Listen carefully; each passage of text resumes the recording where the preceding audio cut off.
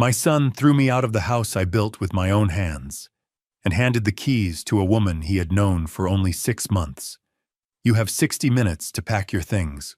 I've already changed the locks, he said, as if I were nothing more than an old piece of furniture. After 40 years of sacrifice, I stood on the sidewalk with a single duffel bag and a worn debit card my late wife had left behind.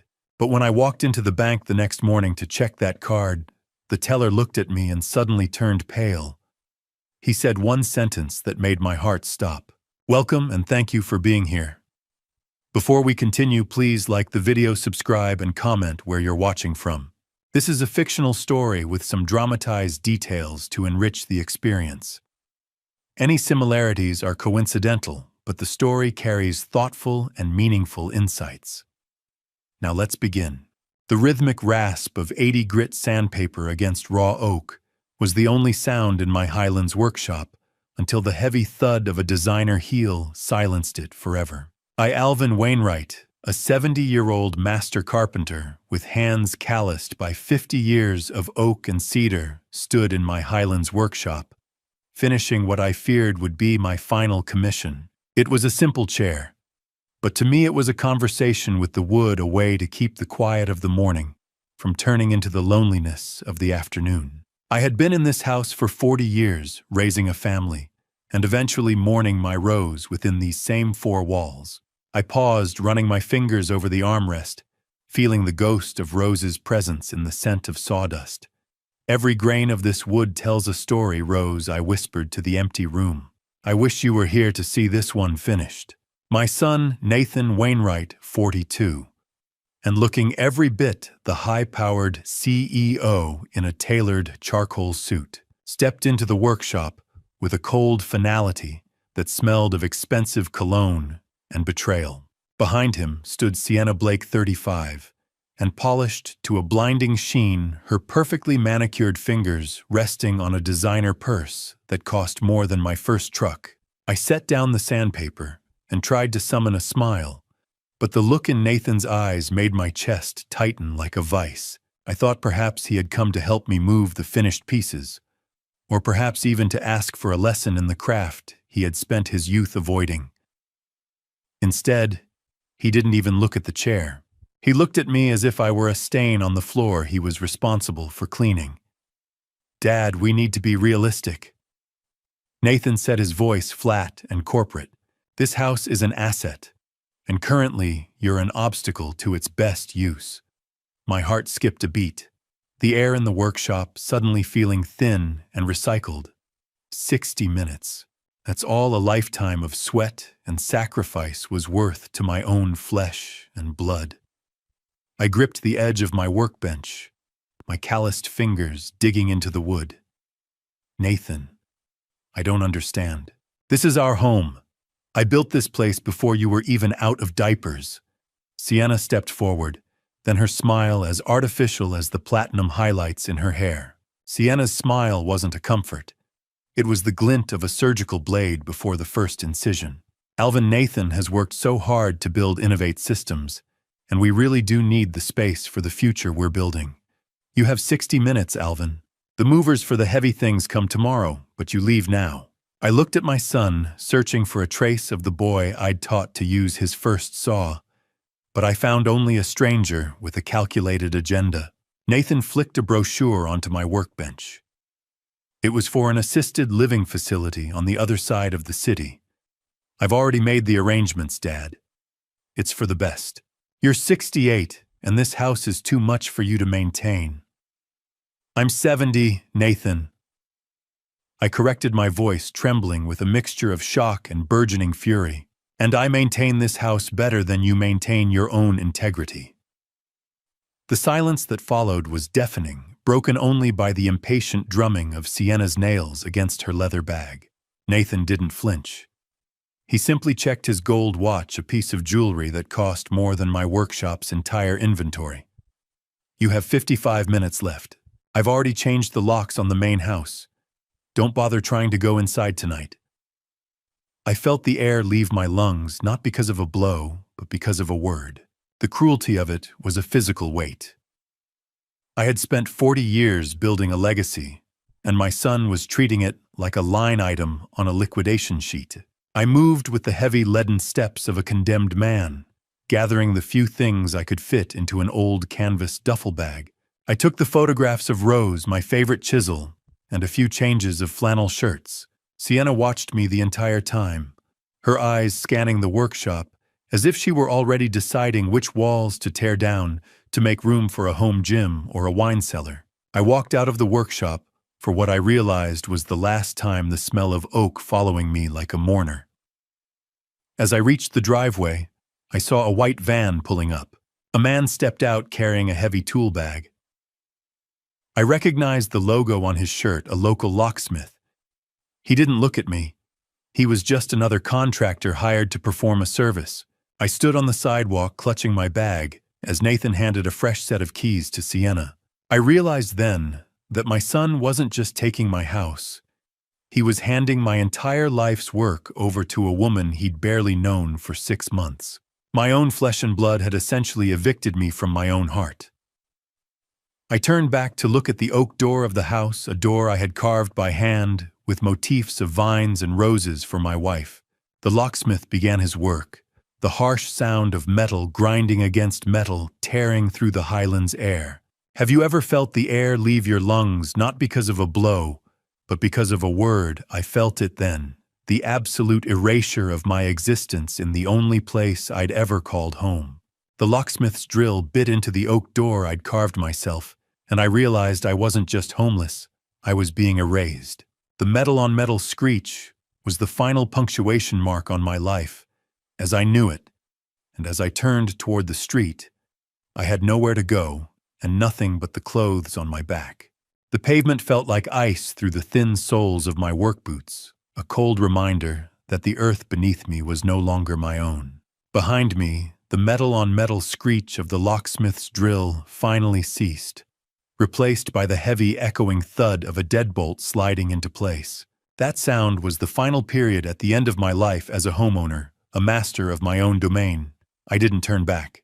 I couldn't bear to see the house I built with these calloused hands standing dark and indifferent.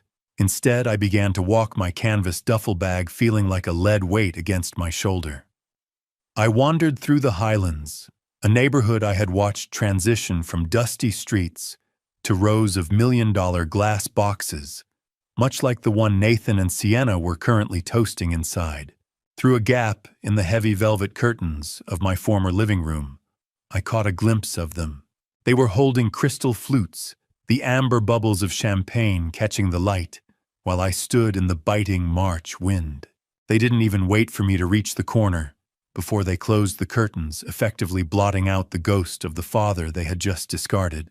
How do you measure a man when you take away his tools, his roof, and his name? I felt smaller with every step I took away from that property line, my identity eroding in the Denver twilight. The sensory contrast was overwhelming. The warmth of the workshop's sawdust was a million miles away, replaced by the sterile, metallic scent of the city's exhaust and the damp chill of a coming spring storm. I eventually found myself near a bus stop, my legs beginning to ache with a fatigue that went deeper than bone. I needed a place to sleep. But as I reached for my wallet to find a hotel, a new layer of the betrayal revealed itself. I tried the first card, my primary Visa. Declined. I tried the corporate account I still had access to for the workshop supplies. Frozen. Nathan, who had managed the family's digital transition years ago under the guise of helping me, had executed a total financial assassination. He hadn't just taken the house. He had cut the lines to every life raft I possessed. I was a 70-year-old man with a master's skill set and exactly $42 in cash to my name. I felt the first drops of rain, cold and needle-sharp, as I began to search for a place that wouldn't ask for a credit card I couldn't provide. I walked until the Highlands gave way to the neon-lit desperation of the outskirts, eventually stopping before a run-down motel that looked like it had been cured in cigarette smoke and bad decisions.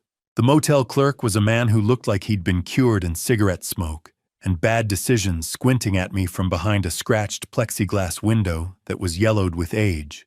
Cash only for the first-night-old man, he rasped, without looking up from a small, flickering television. No cash, no bed. I counted out 35 of my $42, the bills damp from the rain. I've spent 50 years building cathedrals and mansions, and now I'm haggling over a stained mattress, I thought. But I kept my mouth shut. Dignity was a luxury I could no longer afford. Declined. The word on the terminal screen glowed like a brand in my mind, even though I hadn't even tried to swipe. The fear of that word was more paralyzing than the cold. He handed me a plastic key tag that smelled of industrial cleaner and pointed toward a door at the end of a dark, outdoor walkway. The room was worse than the lobby. The carpet was sticky, and the heater groaned like a dying animal when I kicked it to life. I sat on the edge of the bed, the springs protesting under my weight, and emptied my pockets onto the laminate nightstand. My keys now useless, my pocket knife, and my worn leather wallet. I opened it to count my remaining $7, my fingers brushing against the plastic sleeves. Tucked behind a faded photograph of Rose, my fingers snagged on a hard edge. I pulled it out, expecting a business card or an old receipt. Instead, I found a faded blue debit card I'd long forgotten. It bore Rose's name in simple, elegant script. I remembered her using it for her quilting supplies, and how she'd always offer a cryptic, knowing smile whenever I asked if she needed more for her hobby. "No, Alvin," she would say, her eyes twinkling. This little card has its own way of growing. The blue card felt warm in my hand, as if Rose's heartbeat was still trapped inside the plastic, a silent pulse of hope in a room that smelled of defeat. I wiped a layer of dust from the surface with the hem of my flannel shirt. As the grime cleared, my breath hitched. This wasn't a standard retail bank card from the local branch. Embossed in gold at the bottom was the insignia of a private wealth management firm, a name I'd only seen in magazines for the ultra-rich, or mentioned in hushed tones by the clients who commissioned my most expensive furniture. "Rose, were you always 3 steps ahead of the storm?" I wondered. My late wife had been a woman of quiet patterns and simple quilts, but as I turned the card over, seeing the high-security chip and the private contact number on the back, the mystery deepened. I stared at the name of the wealth management group embossed in gold, a name I'd only seen in magazines for the ultra-rich, and I wondered if I ever truly knew the woman I'd slept beside for 40 years. My hands began to shake, not from the cold this time, but from the sudden terrifying realization that my wife might have left me an anchor I wasn't even aware I needed. Monday morning arrived with the heavy metallic clang of the bank's front doors, a sound that felt like the gate to a prison or a palace, and I didn't yet know which. I stood for a moment under the grand vaulted ceiling of the First National Bank on 17th Street, my breath hitching as the conditioned air hit my face. After 3 nights in that motel, the luxury of a climate-controlled lobby felt like an insult. I looked down at my reflection. In the polished marble floors, my flannel shirt was wrinkled. My work boots were still stained with the ghost of Highland sawdust, and my hair was a wild mess I'd tried to tame with a splash of cold sink water. I felt acutely out of place, a rough-cut block of cedar sitting in a showroom of glass and steel. The bank lobby was a cathedral of currency, and I felt like a beggar who had accidentally stumbled into the choir loft. I gripped Rose's blue card in my pocket, my knuckles white and aching. Every instinct I possessed told me to turn around and walk back to the bus station, to accept the assisted living brochure and fade away like a weathered fence post. But then I remembered the gold embossing on the plastic, and the way Rose used to smile when she looked at her quilting account. I joined the queue, my heart hammering against my ribs like a trapped bird. Just a balance check, I whispered to myself, a mantra to keep my legs from buckling. That's all. If it's empty, I walk away and find a bus station. I'll never have to see these marble pillars again. I moved forward with the line, watching the efficient, cold transactions of people who clearly belonged here. When it was finally my turn, I approached the mahogany counter. Thane Garrison, a young teller with a crisp white shirt and an eager smile that vanished the moment his computer processed my late wife's card, looked up at me. His nameplate caught the light. And for a second, I envied his youth and his certain place in the world. "Good morning, sir," he said, though his eyes were already scanning my rough appearance. "How can I help you today?" I slid the card across the dark wood, my hand trembling just enough to be noticed. "I'd like to check the balance on this account, please," I said. "It belonged to my late wife."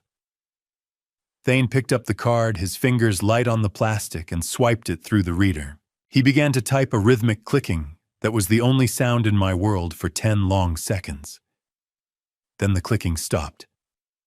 The silence that followed was heavy, pressing into my ears. I watched as the blood drained from the young man's face, his professional composure evaporating into a mask of pure, unadulterated shock. He looked at the monitor, then at me, then back at the screen as if he expected it to explode. The teller didn't just look surprised. He looked like he'd seen a ghost holding a winning lottery ticket. Is there a problem, son?" I asked, my voice cracking.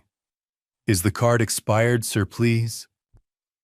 "Stay right here," Thane whispered, his voice barely audible over the hum of the lobby. "Do not leave this window. I need to get my manager immediately." He didn't wait for a reply. He practically bolted from his stool, disappearing into a hallway of glass-walled offices. I stood there frozen, the blue card sitting lonely on the mahogany counter. A security guard near the door adjusted his belt, his eyes tracking me. I felt the sweat prickle at the back of my neck. I was certain they were calling the police, that Rose had found the card in a dumpster, or that I was about to be charged with some high-level fraud I didn't even understand. But then the door at the end of the hall opened. Instead of a uniform, a middle-aged woman in an expensive navy suit emerged. Linda Garrison, the branch manager, was a woman whose sharp navy suit and professional composure couldn't quite hide the look of absolute shock in her eyes as she approached me. She didn't stay behind the counter. She walked right out into the lobby, her heels clicking a sharp, urgent rhythm on the marble. "Mr. Wainwright?" she asked, her voice rich with a reverence I hadn't heard directed at me since my last major restoration project. "I'm Linda Garrison, the branch manager. The system has been flagged for your arrival for 3 years. Have you ever stood in a room full of people and felt the entire world tilt on its axis because of a single look from a stranger? I felt it then. The patrons in the queue were staring, their curiosity burning into my back. Linda didn't offer a simple balance slip. She reached out, gesturing toward the private hallway. "Would you mind coming with me, sir? This account requires a level of security we cannot provide at a public window. We have a private viewing room prepared." I followed her, my boots sounding clumsy and loud against her graceful stride. As we passed the velvet ropes and the heavy security gates, the world of the lobby faded. We entered a quiet corridor where the air smelled of expensive paper and old, respected secrets. Linda led me into a room with heavy curtains and a single high-end computer terminal. She paused at the door, her hand on the handle, turning back to me with a look that was part awe and part profound concern. "Mr. Wainwright," she began, her voice a hushed whisper that cut through the silence of the private hallway. "I don't think you realize that you aren't just a customer.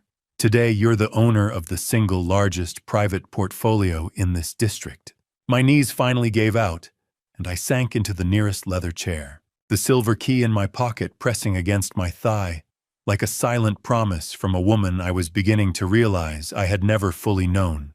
The door clicked shut, sealing out the hum of the common world, and leaving me in a room that smelled of expensive leather and the kind of silence only money can buy. I stood in the center of the office, feeling like an interloper in my own life, my flannel shirt stained with the gray ghost of oak dust, and my worn denim seemed to absorb the light from the recessed fixtures. Linda Garrison didn't treat me like a vagrant, though. She gestured toward a chair that probably cost more than my first 2 work trucks combined. I sank into the leather, feeling the grime of the cheap motel and the fatigue of the Highland sidewalk clinging to me like a second skin. She offered me water in a crystal glass, the ice clinking with a melodic clarity that made the tap water from the motel sink feel like a distant, unpleasant memory. "I'm just a carpenter, Mrs. Garrison," I said, my voice sounding rough and gravelly even to my own ears. "I think there's been a mistake with the name on that file. I've lived my life measuring twice and cutting once, and I know when a board doesn't fit the frame. This wealth doesn't fit my frame." Linda smiled, a professional yet gentle expression. "Mr. Wainwright, the only mistake was that we weren't able to find you sooner. Your wife made very sure this remained invisible until the moment you needed it most. She explained that the faded blue card wasn't just a debit card. It was a physical key to a legacy management account, a high-priority trust that had been growing in absolute silence for decades. $12 million.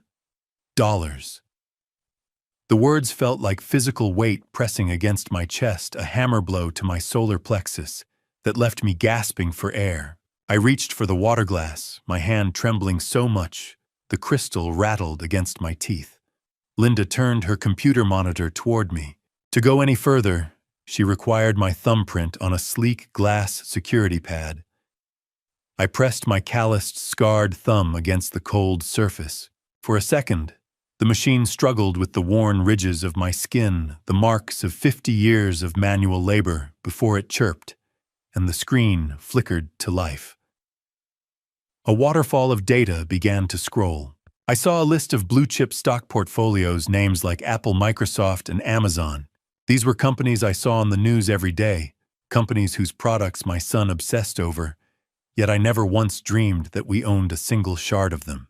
The numbers represented a 30-year trajectory of compound growth that Rose had managed from our kitchen table while I was in the workshop worrying about the price of cedar. "Apple, Microsoft, Amazon," I whispered, staring at the glowing text. We lived in a house with a leaky roof for 10 years because we couldn't afford the shingles. I remember Rose clipping coupons until her fingers were stained with newsprint. Linda shook her head slowly. "She wasn't just saving pennies, sir. She was building an empire. She was the architect of a future you didn't even know was being drafted."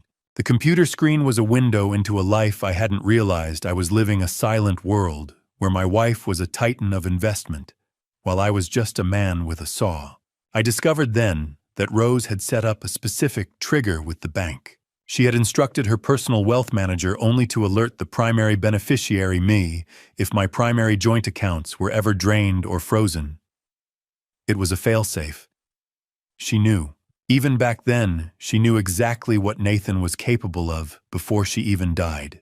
She had seen the hunger in his eyes and built a vault around me that he could never touch. I watched as the total liquid balance was tallied at the bottom of the screen.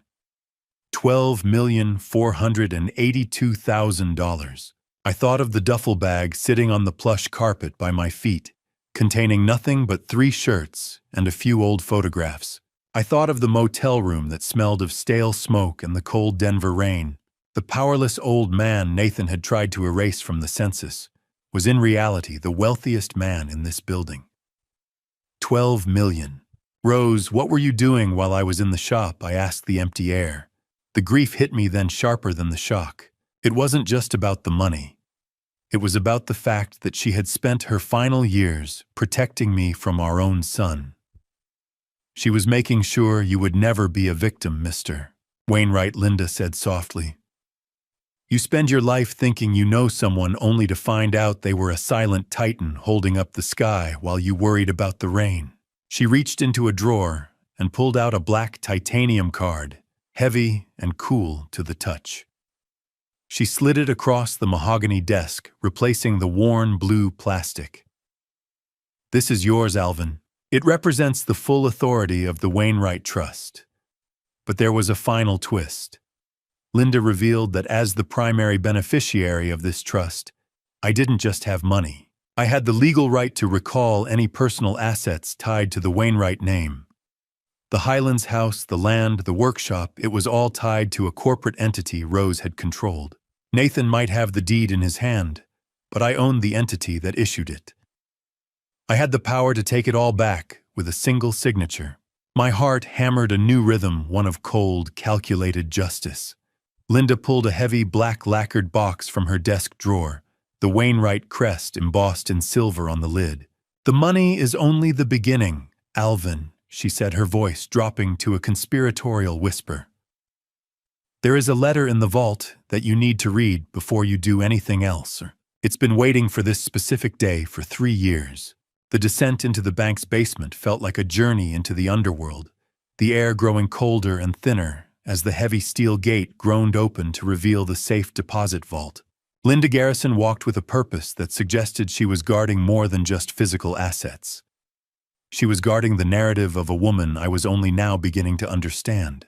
I followed her, my work boots feeling heavy on the concrete floor, the sound of our footsteps echoing in the reinforced silence. We passed through a second security checkpoint, where a silent guard nodded us through, and then we were in the heart of the bank.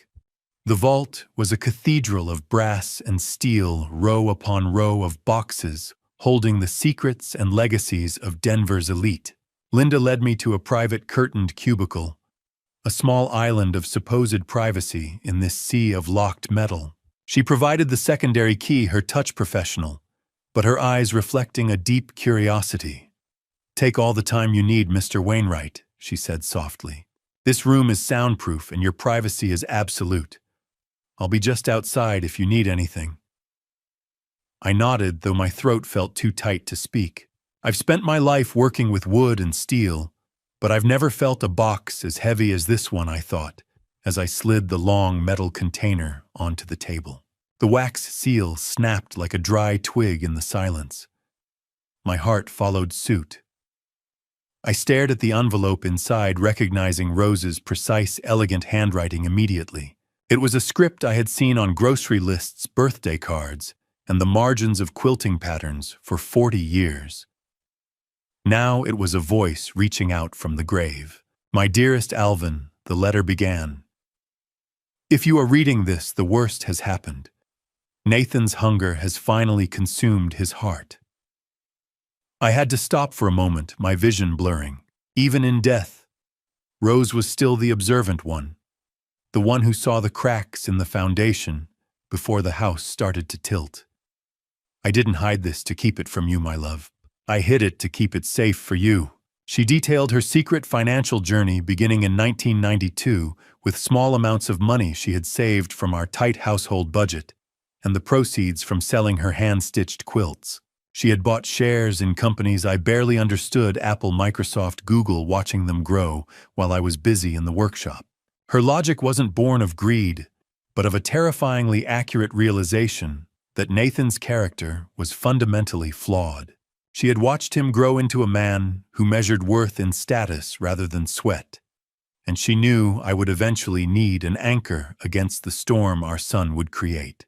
The wax seal snapped like a dry twig in the silence. My heart followed suit, breaking under the weight of her lonely vigil. How could a woman who spent her days stitching fabric spend her nights outmaneuvering the giants of Wall Street? I wondered, feeling a wave of inadequacy wash over me. I had prided myself on being the provider, the one who kept the roof over our heads, never realizing she was building a mountain beneath our feet. The letter took a darker, more strategic turn, as she described watching Nathan's obsession with wealth grow like a cancer. She warned me that he would eventually view me as a static asset, to be liquidated rather than a father to be respected. Rose revealed that she had tried to warn me years ago, but my paternal pride had made me dismiss her concerns as mere motherly worry. She had been forced to act in secret, protecting me from my own blind spots. "Don't let him destroy what we built, Alvin," she wrote. "The money is a tool. The house is a symbol. You are the architect. Use this gift to set things right, not just for yourself, but for the family name." Rose's handwriting was a lifeline thrown across the chasm of death, and I gripped it until my knuckles turned white. There was a final instruction, one that made the hair on my arms stand up. "Check the back of the envelope, my love. I've left you a key to a door he forgot existed." I turned the thick stationery over. Taped to the back of the heavy paper was a small silver skeleton key. It was delicate, ornate, and entirely familiar. I realized then that Rose hadn't just invested money. She had made a move that Nathan couldn't have anticipated in his wildest corporate dreams. She had purchased a life lease on our Highlands home through a separate legal entity she controlled. Nathan might have legally inherited the title, but he had inherited it, subject to my right to live there until my final breath. His eviction of me wasn't just cruel. It was a flagrant breach of a contract he didn't even know was in force. My son had broken the law to throw me out of my own heart.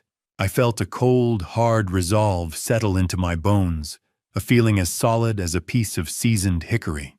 I wasn't just a carpenter anymore.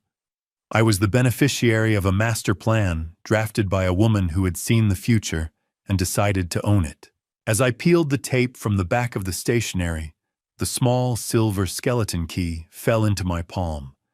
A key that didn't belong to any lock in the bank, but to a hidden compartment in my own workshop that I had built myself and completely forgotten about. It was a secret space behind the oak paneling, a place where I used to hide my best chisels from Nathan when he was a destructive toddler. Rose had clearly put something there, something that would be the final piece of the puzzle. I stood up, the letter pressed against my chest, feeling the pulse of my wife's legacy beating against my own heart. I was ready to go back. I was ready to show my son what happens when you try to erase a master craftsman.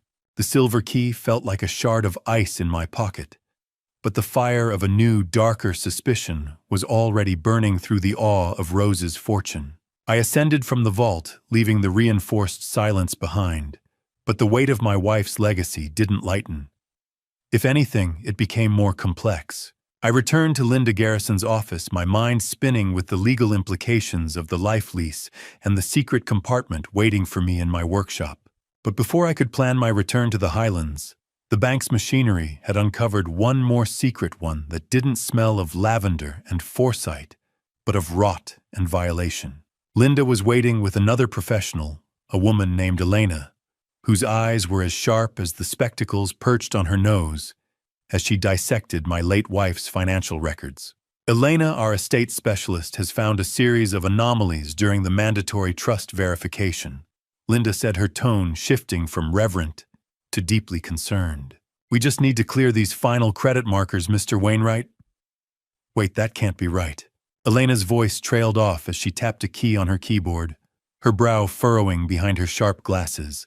What is it? Is there a problem with the taxes? I asked, leaning forward, the old anxiety of the poor man I had been for 70 years clawing at my throat. It's not the taxes, Elena replied, turning a thick printed credit report toward me.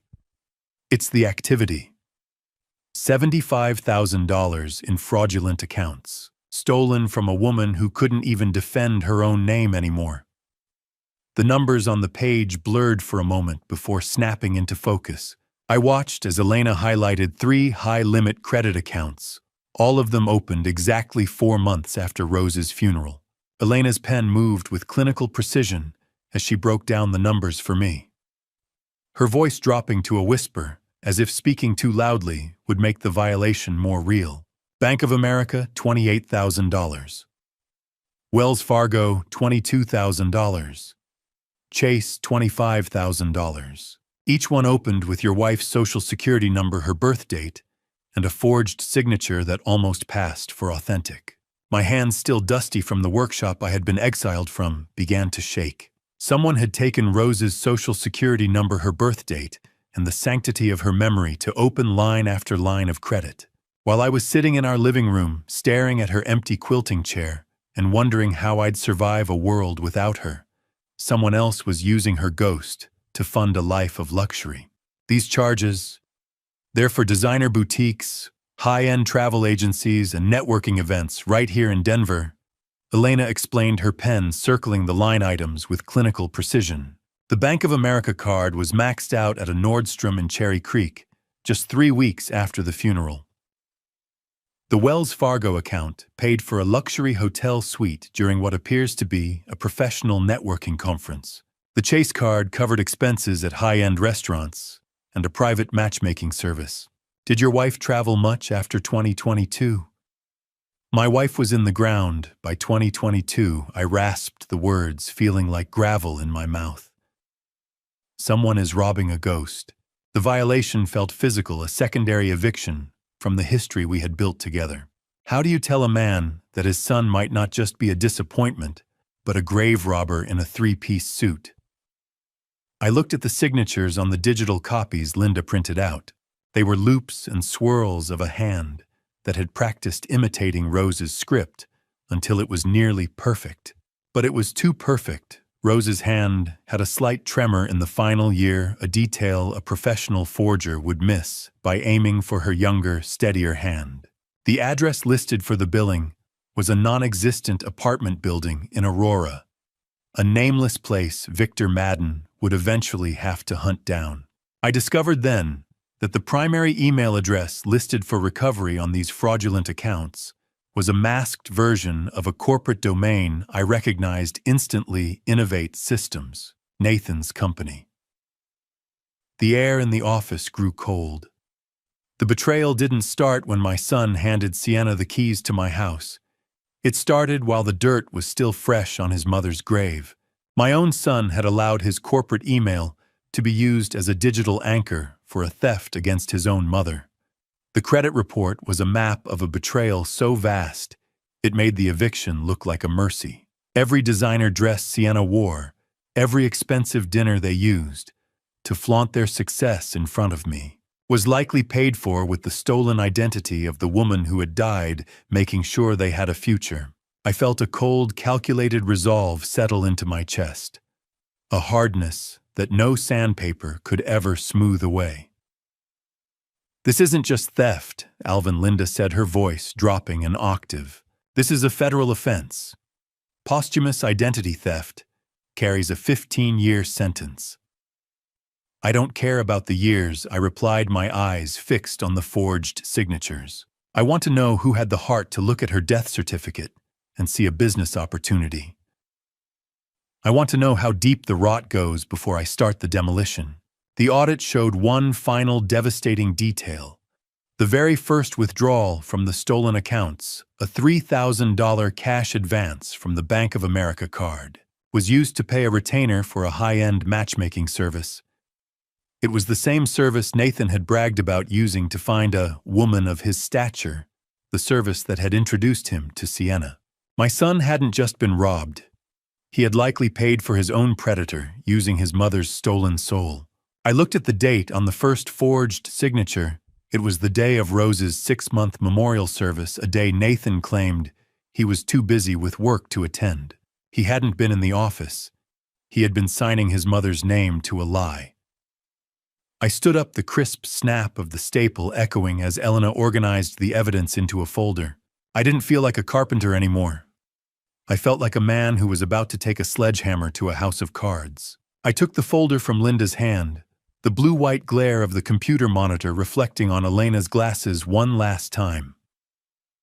I'm going to need a detective, I said, and then I'm going to need a priest for what I'm about to do to my son's life. I slammed the audit report onto the scratched mahogany of the investigator's desk, the sound echoing like a gunshot in the cramped Lodo office. The air in the room was thick with the scent of cheap burnt coffee and the dust of 1,000 digital secrets. Behind the desk sat Victor Madden, a 50-year-old former Denver police detective with a face like a crumpled map, who looked like he'd been cured in the digital ghosts of people's secrets. He didn't flinch at the sound of the folder hitting the wood. He simply reached for a ceramic mug with a chipped rim and took a slow, deliberate sip. I stood there, my hands still shaking from the revelation of Rose's Memorial Day, my heart a drum of vengeful energy. I don't just want my house back. Victor, I said, my voice as hard as a kiln-dried plank. I want to know how deep the rot goes. I want to know who was holding the pen while my wife was in the ground. Victor leaned back his chair, groaning under the weight of his experience. Mr. Wainwright, when you pull a thread like this, the whole sweater usually unravels. Are you ready for what's underneath? Cleaning up family messes is the dirtiest part of my job, and usually the client ends up hating me for finding exactly what they asked for. I didn't hesitate. Rose saw something I was blind to, and now I'm the one who has to finish the job. Victor set his mug down and pulled the audit documents toward him, his eyes scanning the pages with clinical speed. Have you ever looked at a man you raised and realized you were staring at a complete stranger? That was the question burning in my gut as Victor began to point out patterns I had been too emotional to see. He highlighted the timing of the credit applications, noting they coincided perfectly with the week Sienna Blake first appeared in Denver. He explained the mechanics of a long con, where the identity theft of a recently deceased relative is used as seed money to fund the lifestyle needed to target the next mark. She didn't just marry him, Alvin, Victor said, his finger tapping the Aurora address. She staged an invasion. She used your wife's ghost to pay for the designer armor she wore to meet your son. The truth isn't a bandage. It's the scalpel that cuts the infection out. I felt the sharp edge of that truth as Victor revealed his first discovery. He pulled up a property record on his dual monitor setup. That Aurora address on the forged documents. It isn't just a random empty apartment. It was a short-term executive rental leased in Nathan's name 2 months before he even introduced Sienna to you. My stomach did a slow, nauseating roll. My son wasn't just a victim. He had provided the staging ground. You're saying my son is too stupid to see he's being robbed while he's helping her rob me? I asked, the words tasting like copper. Victor didn't answer directly. He just looked at the screen. People see what they want to see, Alvin, especially when they're hungry for status. I reached into my pocket and pulled out the black titanium card Linda Garrison had given me. Writing that check for the retainer felt like loading a rifle I never intended to fire, but the weight of it in my hand was the only thing keeping me grounded. I didn't care about the cost. I authorized Victor to dig into every corner of Innovate Systems, Inc. and every alias Sienna had ever used. I want everything I told him. Every forged cent, every secret meeting. Victor nodded, his expression grim. Give me 3 weeks. I'll have the ghosts of your family on a silver platter, but remember what I said: once the sweater is gone, you're the one left in the cold. As I stood to leave, Victor stopped me, his eyes fixed on a small detail in the credit report Elena had missed. Wait, Alvin. Look at this. There's a recurring monthly payment to a firm called Aegis Surveillance. It's been active for 90 days. He checked a cross-reference on his laptop and looked up at me with a chill in his gaze. Someone has been paying for 24-hour surveillance on your Highlands workshop for the last 3 months. The chill Victor described prickled my skin immediately. I thought of the long hours I spent alone with my saws, thinking I was in a sanctuary of oak and memories, never realizing I was being watched through a lens. I stopped at the door, the chill of the surveillance news prickling my skin, as Victor added, "One more thing, Alvin, the security firm isn't Nathan's. It's owned by a holding company in California." I looked at the street below the Lodo district, buzzing with people who had no idea the world was made of glass. The grit of the city air felt heavy on my tongue. Why would a California company care about a carpenter's workshop? Why was I being hunted in my own home? Victor didn't have the answer yet, but his silence was a promise. I walked out of the office, the heavy door clicking shut behind me, leaving the smell of burnt coffee for the cold, uncertain reality of the Denver streets. I had 3 weeks to wait, 3 weeks to wonder which version of my son I would find at the end of this trail, and 3 weeks to prepare for a war I hadn't asked for, but was now fully funded to win. 3 weeks of waiting in a cheap motel room had turned my patience into a jagged edge, but nothing prepared me for the folder Victor slid across his desk, a dossier of a professional predator. The passage of time had been a slow, agonizing crawl filled with the hum of the motel refrigerator and the growing tension of the unknown. I had spent my days staring at the ceiling and my nights replaying the moment the locksmith's drill bit into my own front door. When Victor finally called, his voice was tight, stripped of its usual detective cynicism. I drove to Lodo with the silver key still weighing down my pocket. my mind racing with the questions he hadn't answered over the phone. Who was the California holding company? Why was my workshop being watched? I stepped into his office, and the first thing I noticed was the smell of old toner and a frantic, nervous energy in the air. The space was cluttered with even more files than before, printouts sprawling across every available surface under the cold hum of the fluorescent lights. Victor didn't offer me the usual burnt coffee. He just pointed at the chair. "Sit down, Alvin," he said. "We're not looking at a wayward daughter-in-law anymore. We're looking at a career criminal." He flipped the folder open, and the first thing I saw was a mugshot. The woman in the photo had the same sharp, calculating eyes as Sienna, but her hair was a mousy brown, and she looked 10 years younger. "This is Amber Morrison." Victor explained, his pen circling the face in the photo. "She doesn't just change her name, Alvin. She changes her entire soul to fit the man she's robbing. Sienna Blake is just the latest mask. Amber has been arrested for fraud in 3 different states, California, Nevada, and Washington. She's a ghost in the system, but her eyes never change. 6 names, 3 states, 1 trail of broken men and empty bank accounts." I felt a chilling realization of the scale of the deception. The glossy texture of the surveillance photos felt slick and oily under my fingertips. Victor began to lay out a series of other mugshots, a gallery of Sienna's previous lives ranging from San Francisco to Las Vegas. In each one, she looked like a different woman: a blonde socialite, a red-headed tech consultant, a brunette widow. But the eyes were always the same, cold, hungry, and entirely devoid of empathy. I looked at those eyes, and for the first time I felt sorry for my son. He never stood a chance. He was a man who measured his worth in titles, and she had built a mirror that reflected only what he wanted to see.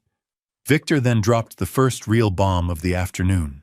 He revealed that Sienna's platinum socialite background, the story Nathan swallowed whole, was funded entirely by a settlement she had coerced from her previous victim's estate in Reno. She literally used her last kill to buy the bait for Nathan. She didn't just meet him by accident, Alvin. Victor leaned forward, the light reflecting off his glasses. My social media forensics show she was lurking at the edges of his professional networking events for 6 months before they met at that charity gala. She studied his insecurities, his company's financial struggles, and even the exact date of your wife's death to perfectly time her entrance. How do you tell your son that the woman he calls wife spent months studying him like a lab specimen?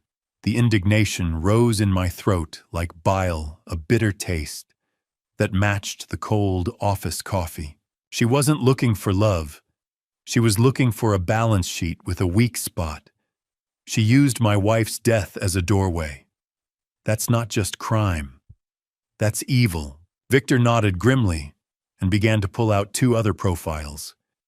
He laid them out next to Nathan's photo. This is a retired architect in California, and this is a widower in Nevada. Both were targeted within a year of losing their spouses.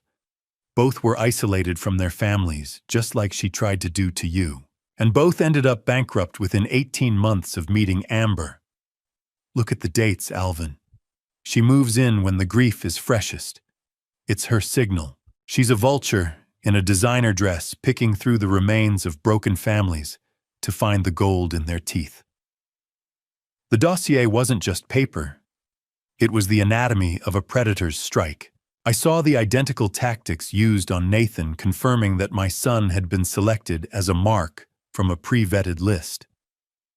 He wasn't a husband to her. He was an exit strategy. I felt a grim moral clarity settle over me.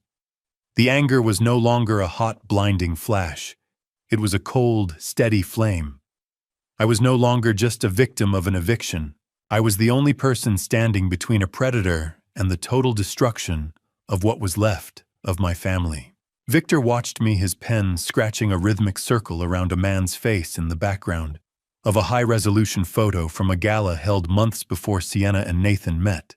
"Wait," I said, leaning closer until the smell of old toner was thick in my nostrils.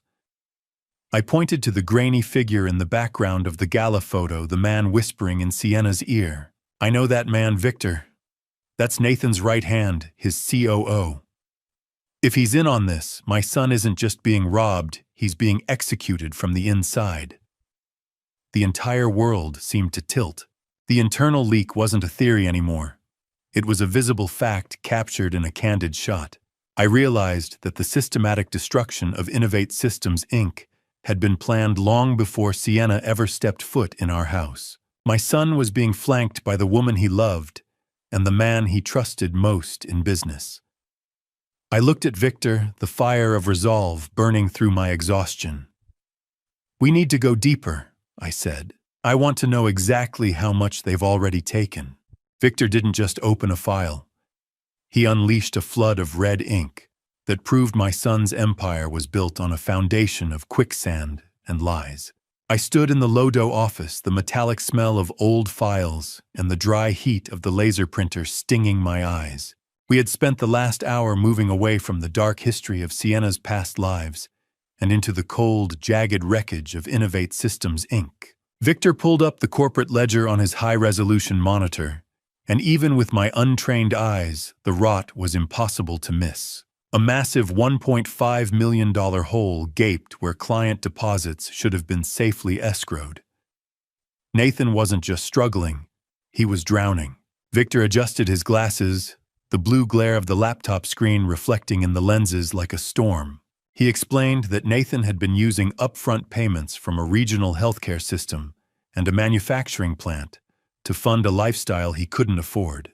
It was a cycle of borrowing from Peter to pay Paul, except Peter was a hospital, and Paul was a designer boutique in Cherry Creek. The company I helped my father build the reputation for honesty we had forged over 40 years was now a hollow shell. He's running a Ponzi scheme with corporate software, Victor. I whispered, the weight of the realization pressing down on my shoulders like a leaden yoke. It's worse than that, Alvin. Victor countered, his voice low and clinical. He's selling promises to people who save lives, and he's using the money to buy Sienna's silence with diamonds and high-rise dreams. $1.5 million. Poof. Gone into the ether of Sienna's greed. I felt a wave of professional shame so deep it made my hands shake. My father had taught me that a man's word was his bond, yet my only son had turned our name into a warning label for fraud. Victor began scrolling through a separate folder, one labeled with a string of dates from late 2022.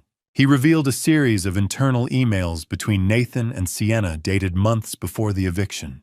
I watched the mouse clicking through years of betrayal, the sound rhythmic and sharp in the quiet office. The messages were a masterclass in psychological demolition. Sienna had systematically eroded Nathan's confidence in me, whispering through the screen that I was dead weight and a static asset that needed to be liquidated for the company to survive. I read with a hollow heart as my own son adopted her cruel corporate vocabulary. He wasn't just listening to her. He was agreeing with her. Look at the timestamp, Alvin. Victor said, pointing to an email from November. This was the night of your birthday dinner, the night he toasted to your health. I remembered that night. I remembered the warmth of the wine and the pride in my chest when Nathan stood up to speak. He wasn't toasting my health. I rasped, the taste of copper filling my mouth. He was measuring me for a coffin. How do you unread the words of your only child plotting your homelessness? It was a question with no answer. Every line of text was a new splinter in my soul. I saw Sienna suggesting that my workshop space could be converted into a creative hub for high-value clients, and Nathan replying that I would be happier in a managed environment anyway. The manipulation was so thorough, so surgical, that I could see the exact moment my son's love for me was replaced by a fear of losing the life Sienna had promised him. Before I reveal the detail in the ledger that changes everything I want to see, if you are still with me, comment justified or cruel and add a short reason why you think Nathan made these choices. Please note, the next part includes dramatized details added to deepen the emotional impact and convey the core message. The purpose is reflection and learning. If that is not for you, you're free to stop watching here. Victor clicked into a final hidden thread of messages, and I felt the air in the room turn to ice. This was the final extraction. I saw an email from Sienna to Nathan's personal account, sent just 2 days before the locksmith arrived at my door. She outlined the exact plan to change the locks while I was at my workshop, ensuring I couldn't get back inside to reclaim any disputed property. She explicitly mentioned that once the old man was out, they could use the house as collateral for a private loan to cover the $1.8 million bank debt they were hiding. I waited for Nathan's protest for any flicker of the boy I had raised with a sense of honor. Instead, his reply was a single devastating word: agreed. Agreed. One word to erase 40 years. That's all it took for him. He didn't just sign an email, Alvin, Victor said, leaning back with a look of grim pity. He signed away his soul. The email thread was a noose, and my son was the one kicking the chair out from under me. I stared at the word on the screen until it burned into my retinas. He had consented to my ruin to save a failing empire and a lying wife. But the betrayal had one more layer. Victor found a hidden attachment in that very thread, a digital copy of Rose's death certificate, with Sienna's notes on the margin about the missing legacy trust.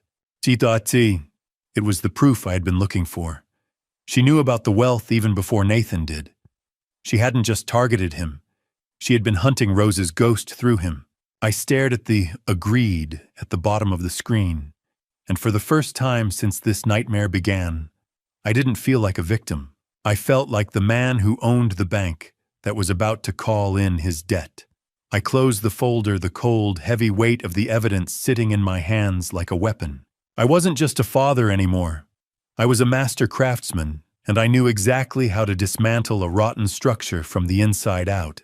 The Aurora apartment complex was a concrete ghost, a place where people went to disappear, but I was there to drag my wife's stolen life back into the light. I stared at the peeling gray paint of the building as Victor pulled his car into a cracked asphalt stall. For the first time since this nightmare began, I didn't feel like a victim. I felt like the man who owned the bank that was about to call in his debt. The drive from Lodo had been silent. The air in the car, heavy with the evidence we'd already uncovered regarding Nathan's corporate sins. But Aurora held the physical proof of the theft against Rose. We stepped into the lobby, and the stale recycled air of the hallways hit me like a physical weight, smelling of industrial cleaner and forgotten lives. My wife never set foot in a place like this, Victor. I said, my voice echoing off the stained linoleum.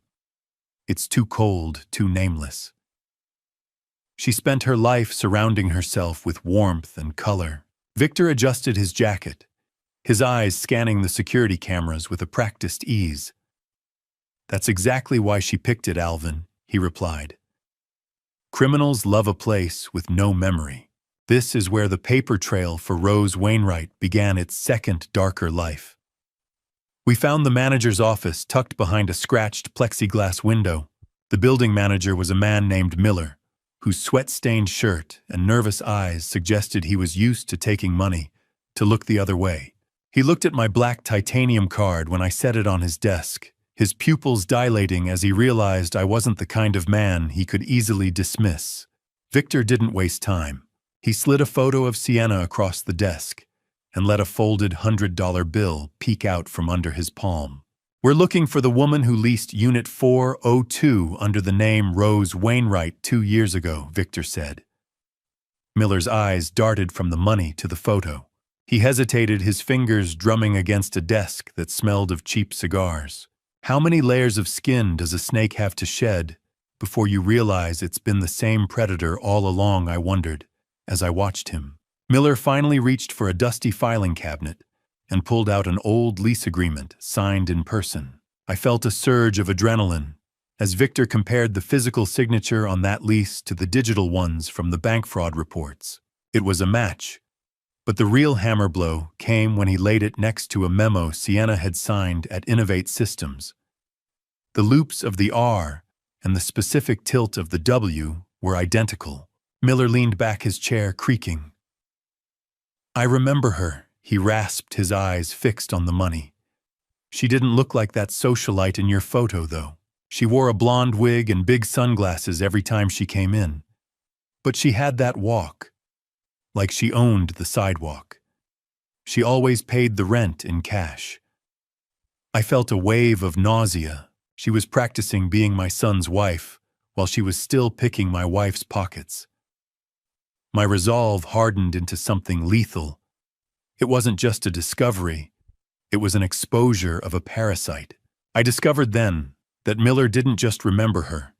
He had been a part of the machinery. He admitted that Sienna had been paying him a monthly fee to keep the mailbox active long after the lease ended. That was why the fraud alerts never reached me. She had built a fortress of silence in this concrete ghost of a building. A blonde wig, a fake name, a stolen soul. She was playing a part, and we were the audience paying for the tickets. Victor pulled up the building's digital archives on a tablet, showing me a grainy black and white flicker of security footage from 18 months prior. I watched a woman in a trench coat and a blonde bob-style wig approach the mailboxes. Even through the low resolution, the predatory grace of her movements was unmistakable. It was Sienna. She was moving with the money she'd bled from Rose's accounts, likely on her way to buy the very dresses she'd used to seduce my son. We returned to Victor's office as the sun began to set over Denver, casting long, jagged shadows across the skyline. Victor spent the next hour cross-referencing the cash withdrawals Miller had confirmed with Sienna's social calendar. The dates were a perfect, sickening alignment. Every hotel suite, every networking fee, and every high-end cocktail she'd used to accidentally cross paths with Nathan had been funded by the woman we'd just buried. She used Rose's life savings to build the trap that Nathan walked right into. I said, my voice barely a whisper in the dark office. "She didn't just steal money, Victor. She made my wife pay for her own family's destruction. The evidence wasn't just a pile of paper anymore. It was the blueprint of a murder, and the victim was our family's honor." Victor sat back, the blue light of his monitors reflecting in his weary eyes. He had one final revelation. He had traced the very first credit account Sienna opened in Rose's name. It wasn't for clothes or travel. It was used to pay the initial retainer for Aegis Surveillance, the firm that had been watching my workshop for 90 days. Sienna was watching me with Rose's own money, ensuring I stayed in my place while she dismantled my son's life. I reached into my pocket and felt the cold, smooth surface of the titanium card. It felt like a shield. Victor handed me a final photo he'd pulled from the Aurora lobby's high-definition upgrade Sienna without her socialite polish, looking directly into the camera with a smirk that said she knew she'd never be caught.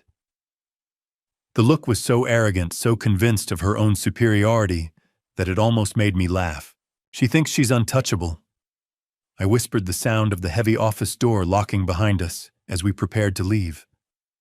"She has no idea I'm about to buy her entire world." I stood in the low-dough office holding the smoking gun that linked her theft to the very foundation of Nathan's corporate life, and I knew the time for investigation was over. It was time for a takeover. I wasn't just walking into a law office. I was walking into a war room carrying $12 million as my ammunition and 40 years of betrayal as my resolve. The morning air in downtown Denver was crisp, but the heat of purpose burned in my chest, more effective than any heavy coat. I stepped into the lobby of the skyscraper, my thumb brushing against the smooth edge of the black titanium card in my pocket. Behind me, the world of dusty workshops and cheap motels was receding. Ahead, the elevator climbed toward the 64th floor, and with every floor I passed, the weight of being a victim dropped away. When the doors hissed open, I was greeted by the muffled silence of absolute wealth. Attorney Kenneth, a man with silver hair and eyes that looked like they'd seen every sin in the corporate playbook, sat behind a desk of polished obsidian. He didn't look up immediately. He was finishing a note with a gold fountain pen. The sharp, rhythmic tapping of his keys earlier having been replaced by the scratching of nib on heavy bond paper. I set the evidence folder Victor Madden had compiled on the obsidian surface. "I don't want to just sue him, Kenneth," I said, my voice steady and cold as the glass windows overlooking the city. "I want to own the air he breathes in that office." Kenneth finally looked up, a thin, predatory smile touching his lips. "In that case, Alvin, we aren't going to court. We're going to the bank." He explained the strategy of a debt-to-equity takeover. Nathan had defaulted on his primary commercial loans, and the bank was holding paper that was essentially a noose around Innovate Systems' neck. $1.6 million. A few clicks of a mouse to undo a lifetime of betrayal. I felt a grim satisfaction as I realized that the bank was actually 24 hours away from filing a public foreclosure notice on my house.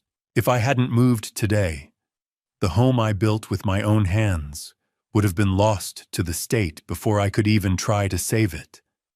The irony wasn't lost on me. I was using Rose's secret legacy, the very money Nathan had tried to steal through identity theft, to buy the ground right out from under his feet. Kenneth pulled up the incorporation documents. "We need a name for the shell company, Alvin. Something that sounds solid." I didn't have to think. "Summit Capital," I said. "Because I'm at the top now, and the view is very different." I watched the hum of the office's server cooling fans vibrate the air as I signed the papers. Birth of Summit Capital LLC. LC was a quiet affair, just a series of signatures on heavy bond paper that smelled of expensive ink. Is it revenge, if you're just the one holding the bill for a crime someone else committed? I asked myself that question as I watched Kenneth initiate contact with the commercial lending department at First National Bank. He offered them $1.6 million in guaranteed cash to buy Nathan's $1.8 million debt.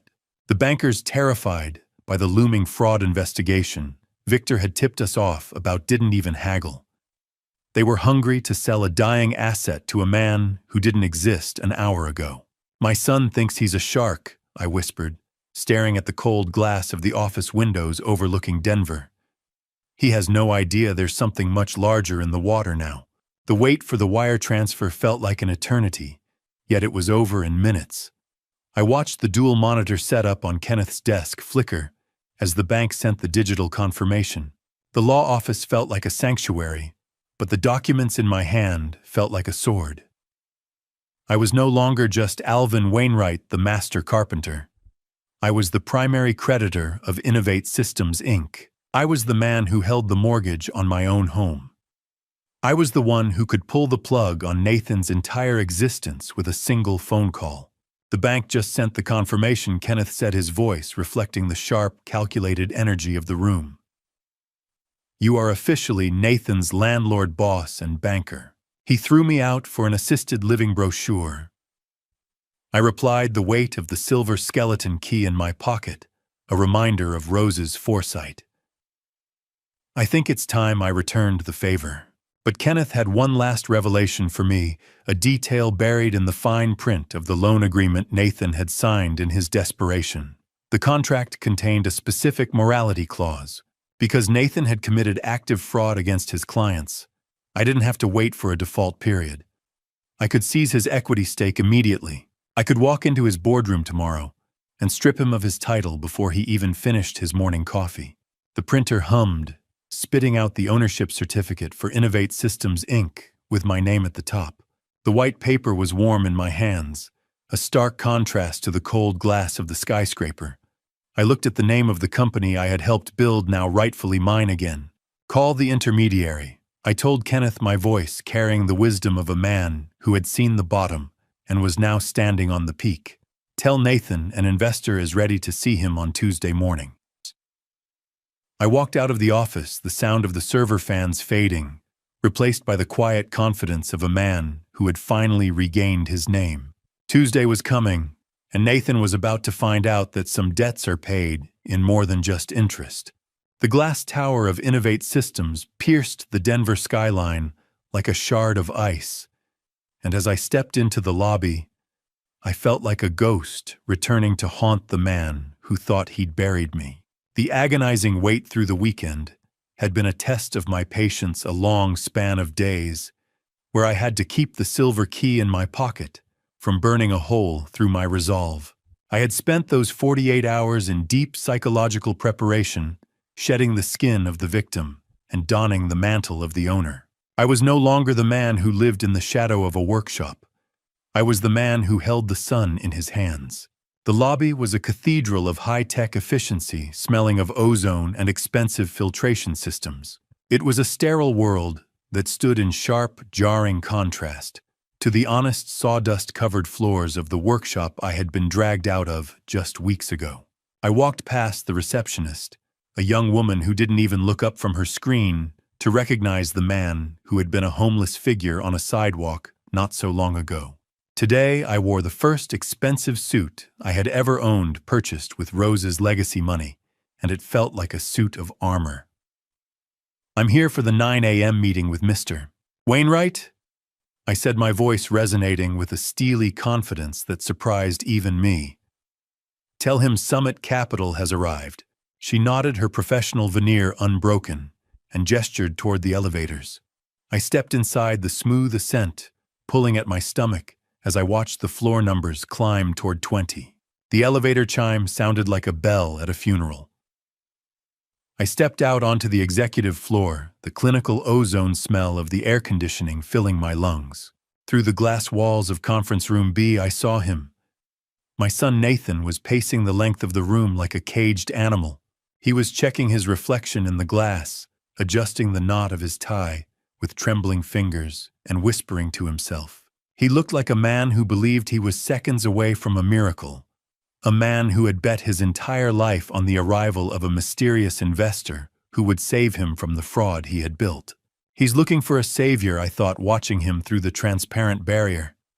He doesn't realize he's about to meet the judge. I paused in the hallway, catching a fragment of a hushed conversation between Nathan and a panicked assistant who had just exited the room. I overheard a detail that made my blood run cold. Nathan was instructing her to prepare the paperwork for a quick resale of the Highlands house. He planned to use the investor money to buy the deed back from the bank and then flip it immediately for a massive profit, showing that his greed truly had no bottom. He didn't even want the home. He wanted the liquidation. Does a man recognize the monster he created when it finally puts on a suit and sits at his table? I pushed the glass door open. Nathan was hunched over his laptop at the far end of the table, his back to the door, as he tried to stabilize a flickering presentation. I didn't announce myself. I simply walked to the head of the table, pulling out the high-backed executive chair. It squeaked as I sat down, the leather protest, a sharp sound in the silent room. I turned the chair toward the window, looking out at the reflection of the Rocky Mountains in the glass table, keeping my back to my son. "Good morning," Nathan said, his voice jumping an octave as he heard the movement. He didn't look up, his fingers flying across the keys. "I'm Nathan Wainwright, CEO. I cannot tell you how much we appreciate Summit Capital's interest.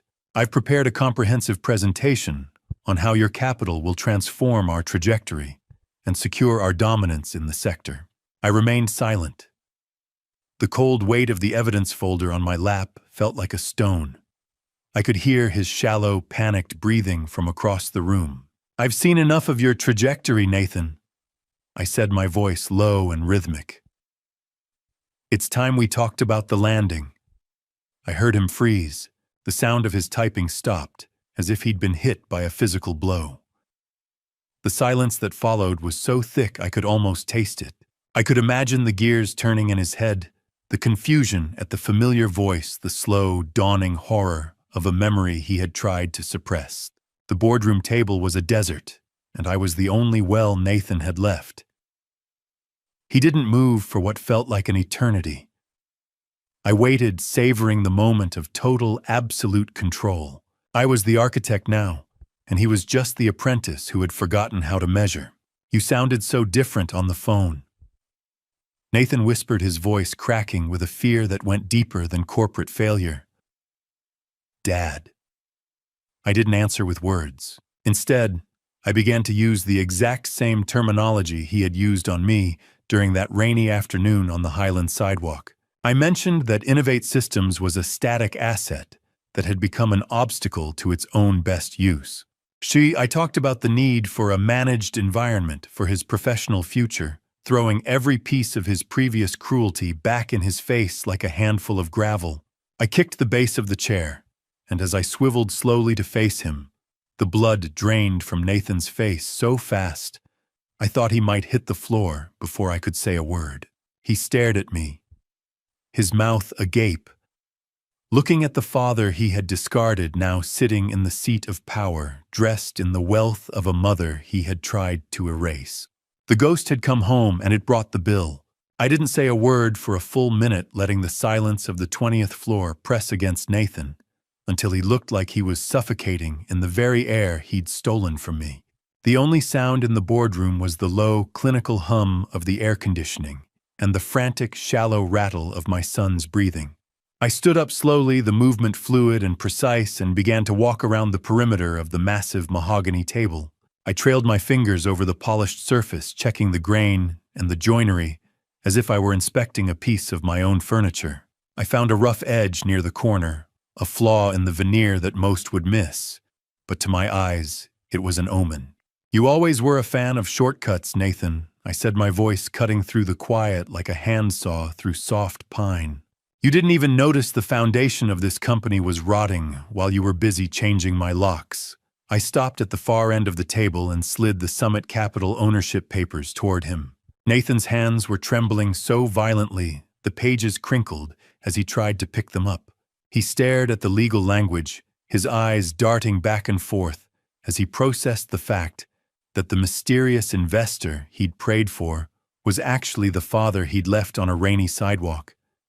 "Dad, this is impossible," he stammered, the blood failing to return to his face. "Summit Capital. How did a carpenter get $16 million, 78%? That's how much of your life I own now, Nathan. Every chair in this room, every line of code in your servers, and the very desk you hide behind it, all belongs to the Wainwright Trust." I didn't stop there. I reached into the evidence folder and pulled out Victor Madden's forensic report. I laid it over the ownership papers, the white pages stark against the dark wood. I began to recite the numbers of his descent. The $1.5 million hole in client deposits, the fake invoices for the healthcare system, and the forged timesheets for a manufacturing plant that didn't exist. "You didn't just fail as a businessman's son. You became a thief, and you were going to sell our home like it was scrap wood, just to cover the smell of your own failure." Nathan collapsed into his executive chair, his expensive suit suddenly looking 3 sizes too big, like a child wearing his father's clothes to a funeral. "I was trying to save the company," he cried out, a pathetic, high-pitched sound that held no dignity. "I was under pressure. Sienna said we needed to maintain the image." "Image doesn't pay the interest on a soul, Nathan," I countered, my voice dropping into a register of moral superiority that seemed to pin him to his seat. I reached into the folder one last time and pulled out the Aurora mugshots and Sienna's criminal records. I spread them across the table like a winning hand of cards. "Amber Morrison," I said, pointing to the mousy-haired woman in the San Francisco mugshot. "That's the woman you married. She didn't pick you because you're a genius, Nathan. She picked you because you were the easiest lock to pick." I saw the realization hit him a physical blow that made him wince. He tried to defend her, to mention their partnership, but I cut him off by sliding the printed emails across the table. I highlighted her words, "dead weight" and "liquidated," and his own one-word betrayal, "agreed." "No." "She said we were a team," he whispered, staring at his own signature on the screen. "She said you were the one holding me back." How much does a man's pride weigh when it's being crushed by the truth? I watched him fold inward, his spirit, breaking under the weight of 100 different lies. But I wasn't finished. I had one more piece of ammunition, the cruelest truth of all. I revealed to him that I hadn't just bought the debt. I had contacted the bank 20 minutes before this meeting started and had every corporate credit card tied to his name frozen. He couldn't even pay the building's security to remove me if he wanted to. He was a king without a treasury, a CEO without a company. I leaned over the table, my face inches from his, the smell of high-end toner and his own panic sweat thick in the air. The slick, cold feel of the legal documents was the only thing between us. I had saved the worst revelation for the end, the one that would ensure he never looked at Sienna with anything but horror again. I dropped the ultimate bombshell. Sienna hadn't just used the money she stole from Rose's posthumous accounts for travel and dresses. She had used a $5,000 cash withdrawal from his mother's stolen identity to pay for the very engagement ring he had slid onto her finger. His entire marriage, the very foundation of his new life, was literally funded by his mother's stolen soul. And the worst part, Nathan, I whispered, the sound echoing in the silent boardroom. She's been robbing your mother's ghost since the day we put her in the ground, and you let her into the house to do it. Nathan let out a broken, choked sob and buried his face in his hands.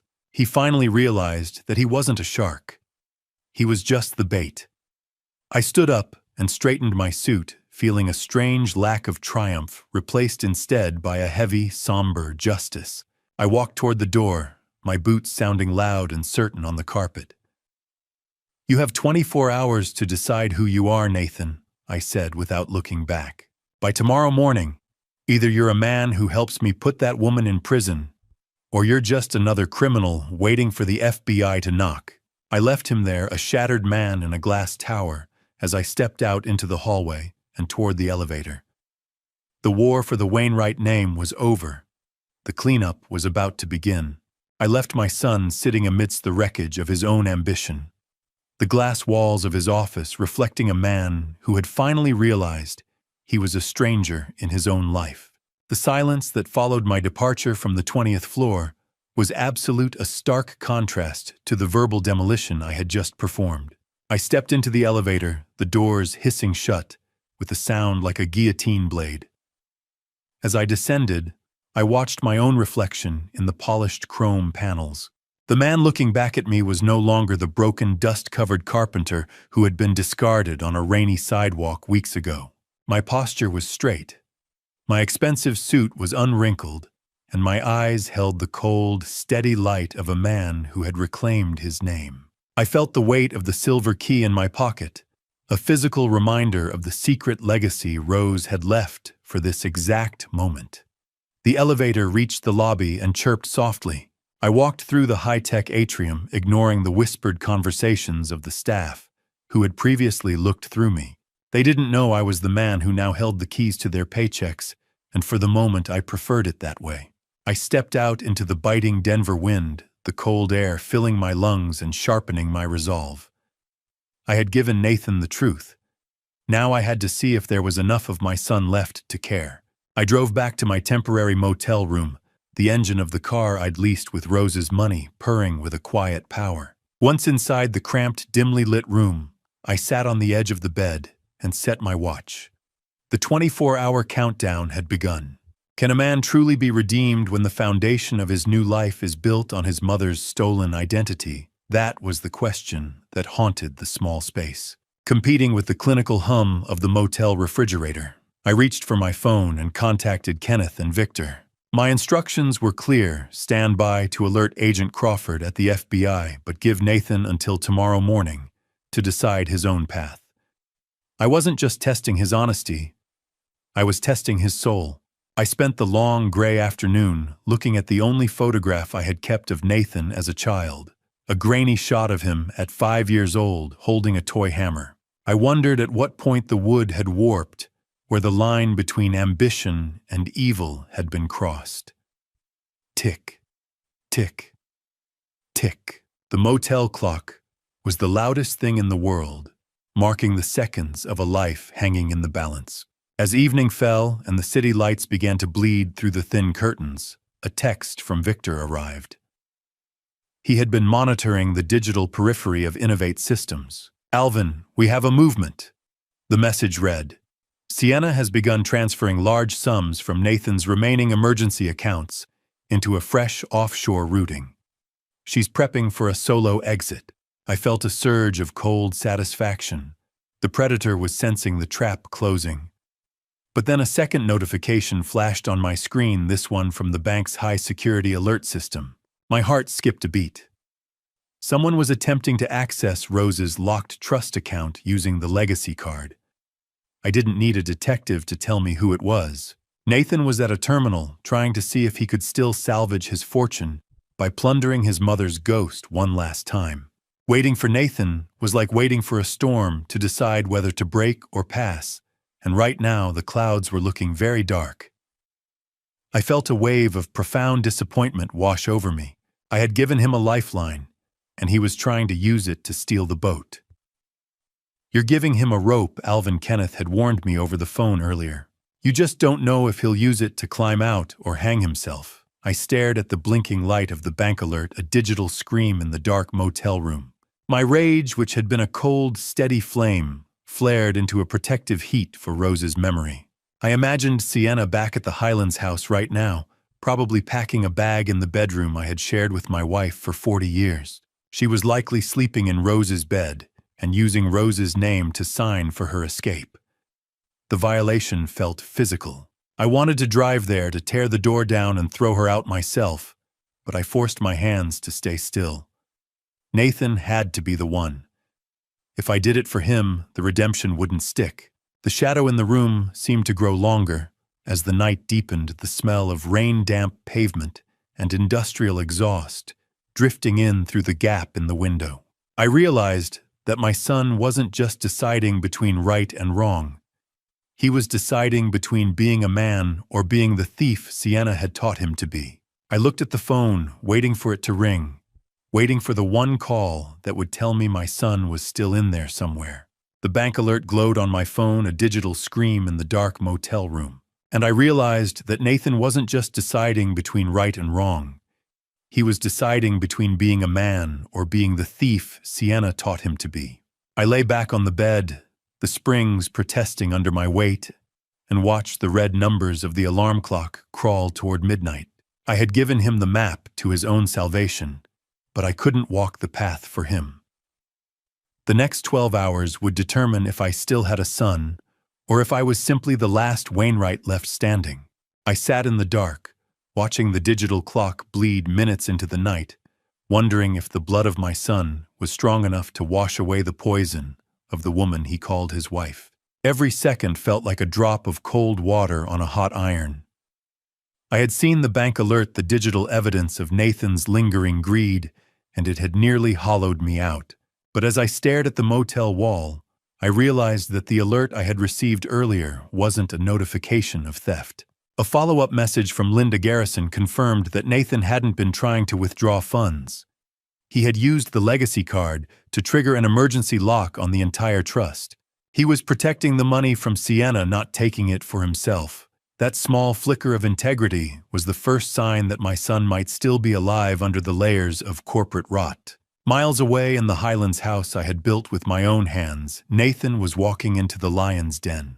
He pulled his car into the driveway, the headlights sweeping across the oak door I had carved, and for the first time he saw the house not as an asset, but as a crime scene. He found Sienna in the living room, the space filled with the scent of expensive perfume and triumph. She was reclining on the velvet sofa, a bottle of vintage champagne chilling in a silver bucket beside her. Nathan stepped into the room, his heart hammering a frantic rhythm against his ribs, but his face remained a mask of exhausted defeat. He felt the weight of the phone in his jacket pocket, the recording app already running, capturing the clinical hum of the house and the sharp clink of crystal. "Did the old man sign the papers, baby?" Sienna asked, her voice purring with an arrogance that made Nathan's skin crawl. "Did we finally get what we deserve?" Nathan sank into a chair, avoiding her eyes. "He signed something, Sienna. He signed everything." The champagne cork popped like a gunshot in that quiet house. The sudden sound made Nathan flinch, but Sienna only laughed, the sound sharp and brittle. She poured 2 glasses, the fizzing liquid a celebratory hiss in the silence. She began to talk, fueled by the bubbles and the belief that they had finally won. Nathan pushed her, his voice low. and practiced asking for details on the contingency plan she had mentioned in her emails. He needed her to say it. He needed the truth to be as loud as the lie had been. Thinking they were alone and victorious, the mask finally slipped. Sienna laughed about the identity theft, bragging about how easy it was to use Rose's information to fund her hunt for a mark. "Your mother was a ghost before I even met her, Nathan," she said, her eyes gleaming with a predatory light. "I just gave her a second life to pay for ours. I didn't even have to try that hard. You were so hungry for a win that you ignored every red flag I planted.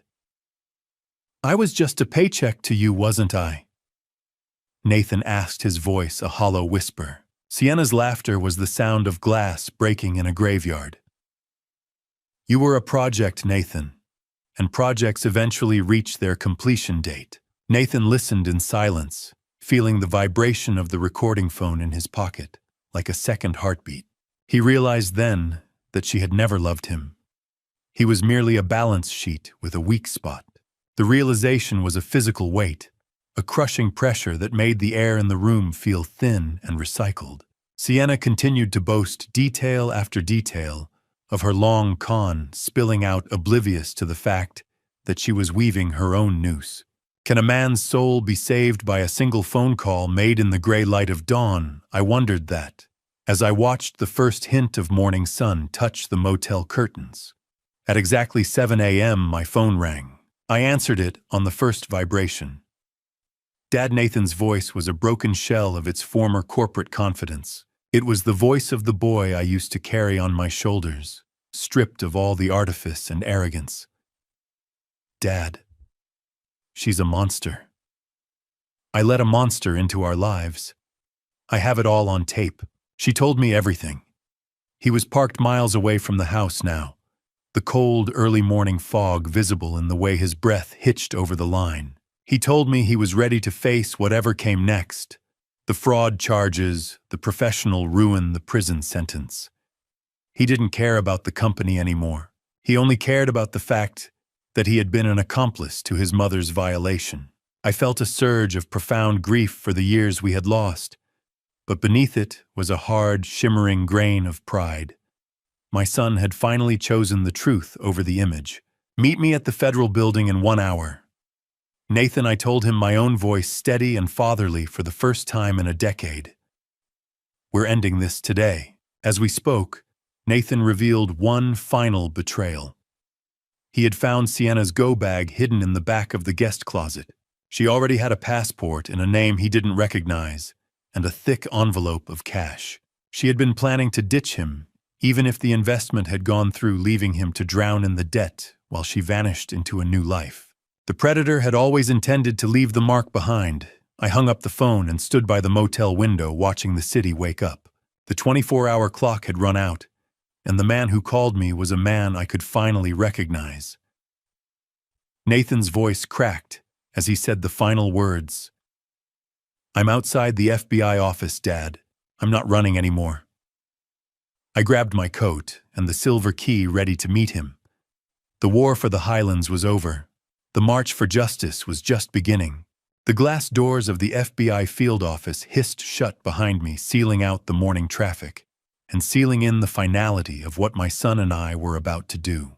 I turned to find Nathan standing in the sterile waiting room, his tailored suit rumpled and his face the color of wet ash. He was a shell of the man who had confidently evicted me weeks ago, clutching his phone like a lifeline, as if the recording inside were the only thing keeping him from floating away into the ether. We didn't speak. There were no words left for the hollow space between us, only the grim necessity of the truth. An agent emerged from the inner corridor, beckoning us toward the secure zone. We were ushered into a small, windowless interrogation room where Agent Lisa Crawford was waiting. She was a woman whose eyes held the weary patience of someone who spent her life counting other people's stolen money. I sat across from her, setting Victor's forensic files on the table with a heavy thud. "I'm not here to negotiate for my son, Agent," I said, my voice steady as a plumb line. "I'm here to ensure my wife's memory isn't the only thing he and that woman bury." Crawford nodded, her expression unreadable.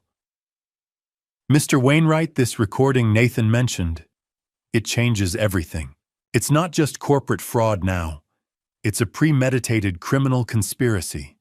Nathan played the audio. The clinical hum of the Highlands house filled the small room, followed by Sienna's sharp, brittle laughter. We sat in a silence so heavy, it felt like it would crack the floor as she detailed the identity theft and the calculated exploitation of our family.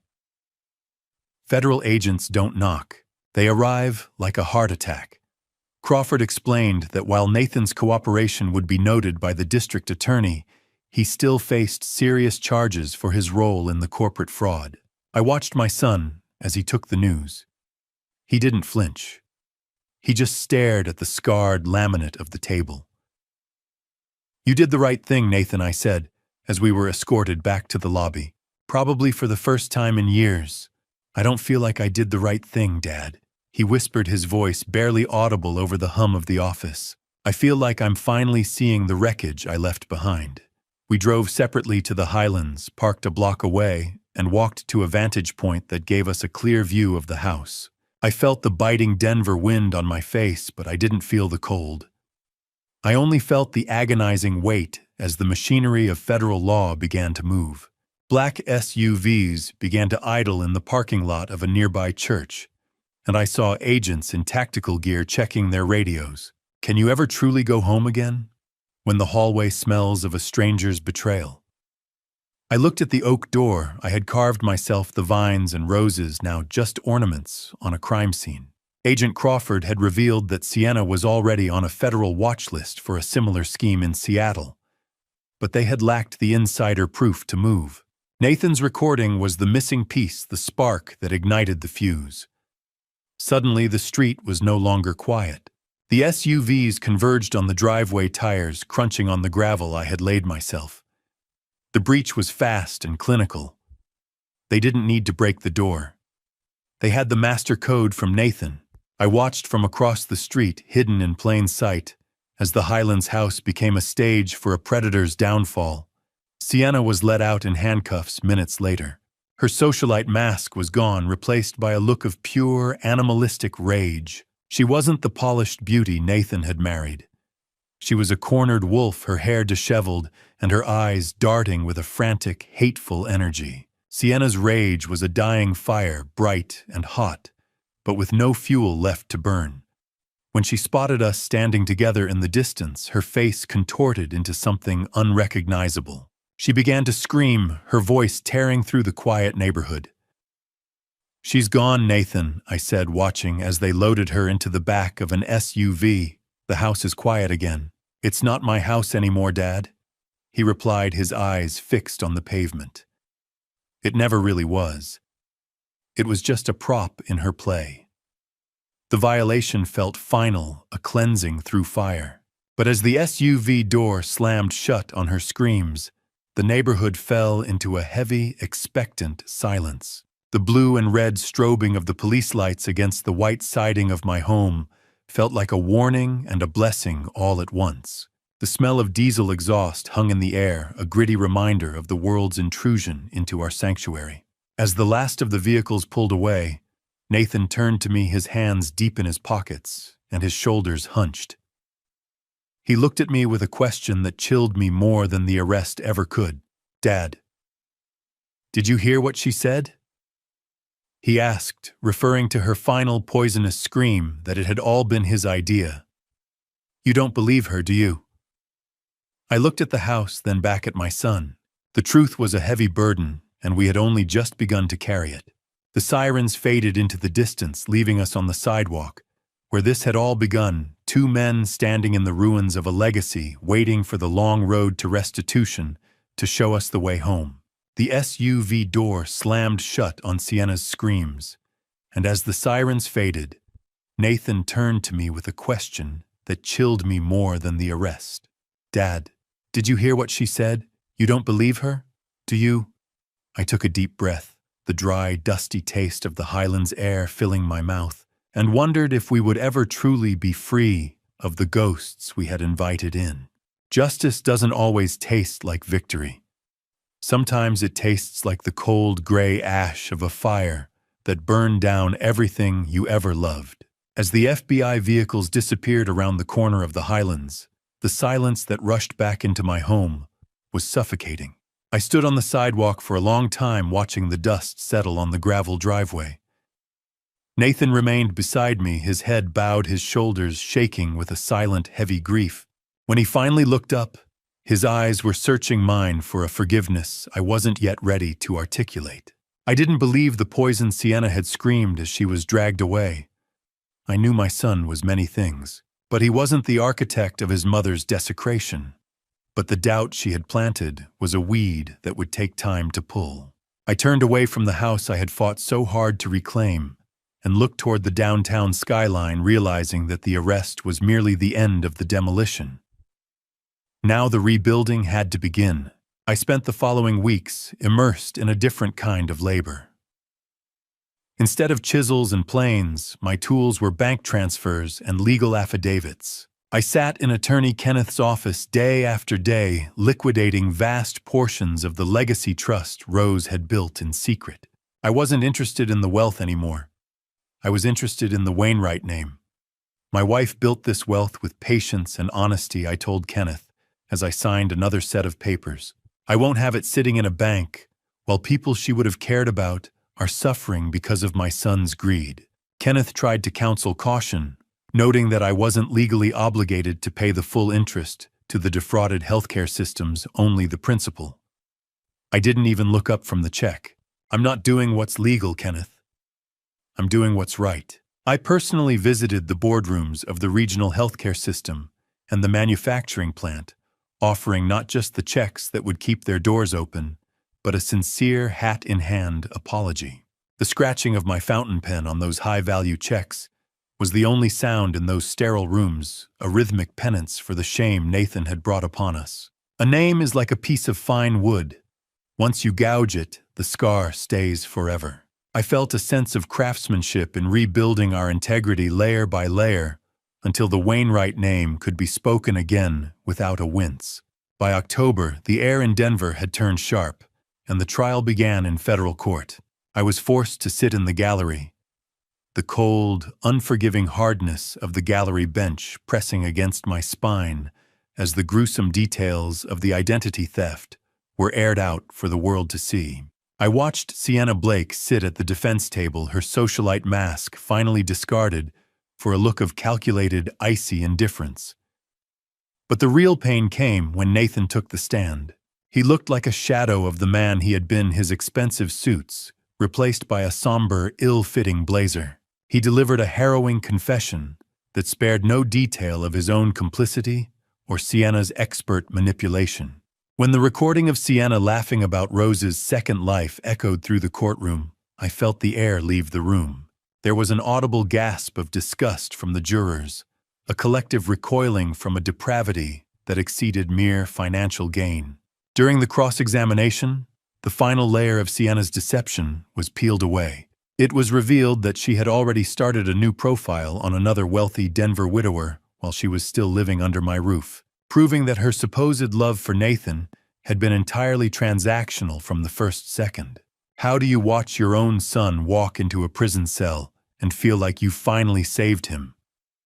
It was a question that haunted me through the final days of the proceedings. The jury didn't take long. They returned a swift verdict of guilty for both defendants on all counts of wire fraud and conspiracy. The judge, a man who looked like he had seen too much of the world's rot, called for sentencing immediately. He spoke of the sanctity of the deceased and the predatory nature of the crimes. Sienna was sentenced to 8 years in federal prison. Nathan, due to his total cooperation and the restitution efforts I had spearheaded, received 18 months. I watched the bailiff approach my son, the metallic jingle of the keys sounding like a funeral bell. As the handcuffs snapped shut, I saw a flicker of relief in Nathan's eyes. The lies were finally over.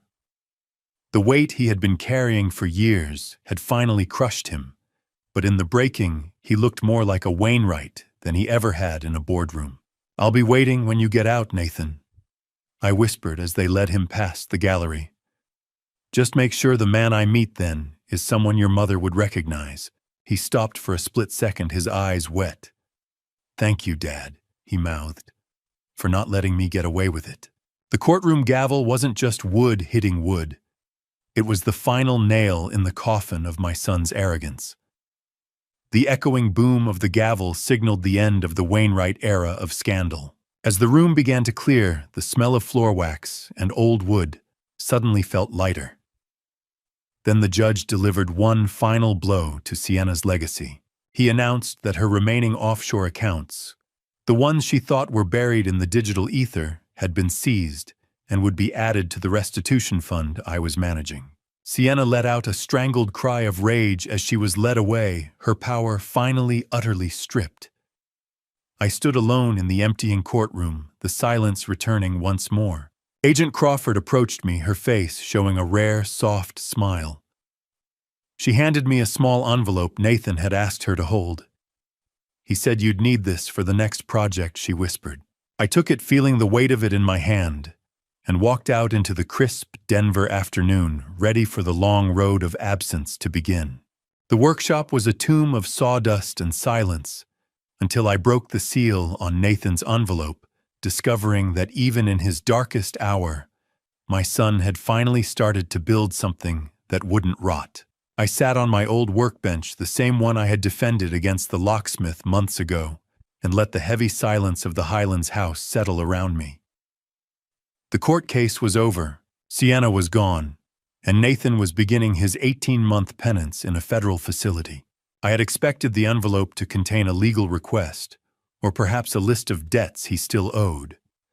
But as I pulled out the thick vellum pages, I realized I had fundamentally underestimated the man my son was becoming. Tucked inside were detailed hand-drawn blueprints and sketches of a vocational school. He had titled it the Wainwright Learning Center. Nathan had spent his final days of freedom drafting a plan to use the remaining family land, the very acres he had once viewed as mere liquid assets, to teach the trades and ethics he had ignored for so long. There were diagrams for woodworking stations, textile rooms, and business classrooms focused on ethical leadership. "You didn't leave me a bill, Nathan," I whispered, my voice thick with a surge of paternal pride. "You left me a bridge." I felt a deep sense of healing as I traced the scratch of his pencil on the set of blueprints, realizing that his first act of true penance wasn't the legal confession he gave in court, but this vision for the community he had nearly betrayed. 18 months. 540 days of counting the cost of a lie. The time passed in a rhythmic cycle of construction and correspondence. While I worked with contractors to lay the foundation of the center, the smell of fresh pine and wet concrete becoming the new scent of my life, Nathan was undergoing his own transformation. We exchanged monthly letters, his arriving on thin prison stationery that felt like a fragile connection across a vast chasm. Nathan described his daily routine in the prison woodworking shop, a place he had initially avoided, but eventually embraced. He wrote about the tough instructor who had no interest in his corporate pedigree, only in the squareness of his joints.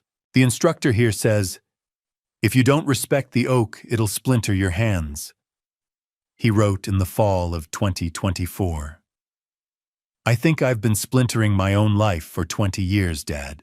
I've finally learned that you can't force the grain to do what it wasn't meant to do. Can a man's character be carved back into shape after it's been warped by greed?" I wondered this every time I walked past the rising brick walls of the center. I responded with updates on the building, sending him photos of the progress, and keeping my advice simple. "Keep your eyes on the wood, son," I wrote back. "The finish comes at the end, not the beginning."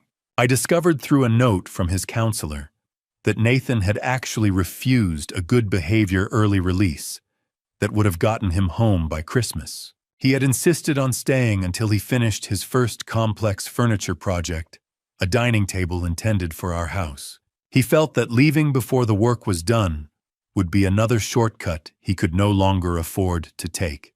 April 2025 arrived with a crispness that suggested rebirth. I stood outside the federal prison gates, the cold, heavy clank of the metal behind me as Nathan walked toward the car. He looked different, thinner, certainly, but his eyes were clear and his hands were steady. We shared a profound, silent embrace, the first real connection we had shared without the shadow of a ledger between us. "You're thinner, son," I said, as we began the drive back to the Highlands. "But you look like a man who can finally hold a level." He looked at his own hands, his fingers tracing the coarse texture of his new prison-earned calluses. "I'm ready to work, Dad," he replied. "For real this time." We didn't go to the house first. We drove directly to the construction site of the Wainwright Learning Center. The building was nearly finished, the brickwork gleaming in the afternoon sun. I led him inside to the main workshop area where the first professional woodworking station was waiting to be installed. I handed him a chisel and a heavy mallet. The rhythmic thwack of the hammer hitting the steel echoed through the empty hall as we began the installation side by side. The prison gates didn't just open for a felon. They opened for a son who had finally found his way back to the workshop. Our hands moved in a shared, honest rhythm, the master and the apprentice, working without the need for words. We worked until the sun began to set, the shadows lengthening across the polished concrete floor. As we tightened the final bolts on the workbench, Nathan revealed a secret he had kept during his final months inside. He had used the small wages he earned in the prison shop to purchase a vintage quilting loom he'd found through a specialized restorer. "It's for the center," he said, his voice quiet but certain. "It's going to be the first textile arts tool we install. I want people to learn how to weave something that lasts. I want it here, in honor of Mom." I looked at the space he had cleared for it, realizing he had been planning this tribute to Rose's memory from his cell. Nathan wiped the sweat from his brow and looked at the Wainwright sign already mounted on the brick exterior, visible through the large workshop windows. He walked over to the curriculum board we had set up near the entrance and frowned. "We're missing something, Dad," he said, pointing to a large empty space on the board beneath the list of technical classes. I looked at the blank wood, wondering what piece of the puzzle he saw that I had missed in my focus on the blueprints.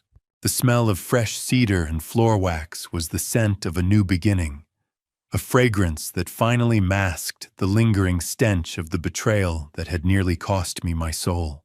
October arrived in Denver with a crisp golden light that made the newly finished bricks of the Wainwright Learning Center glow like a promise. I stood on the small wooden dais we had constructed near the front entrance, looking out at a crowd of Highlands neighbors, former business associates, and local officials.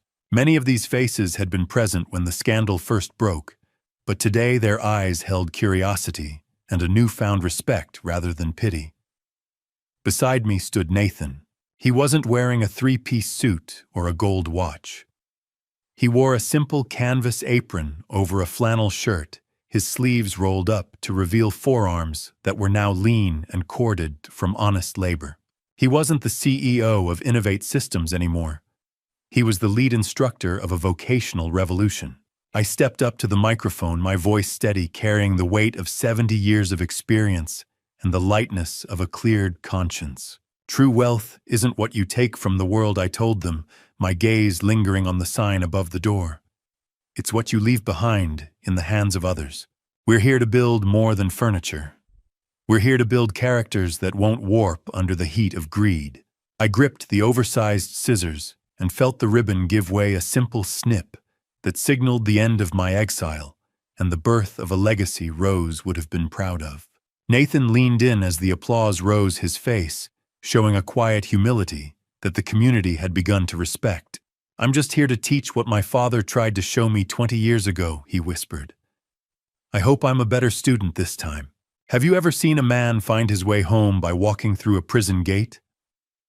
I watched him shake hands with the neighbors, and I knew the answer was yes. I discovered shortly after the ceremony that Nathan had been quietly using his small instructor salary to set up a scholarship fund in Rose's name specifically for victims of financial fraud.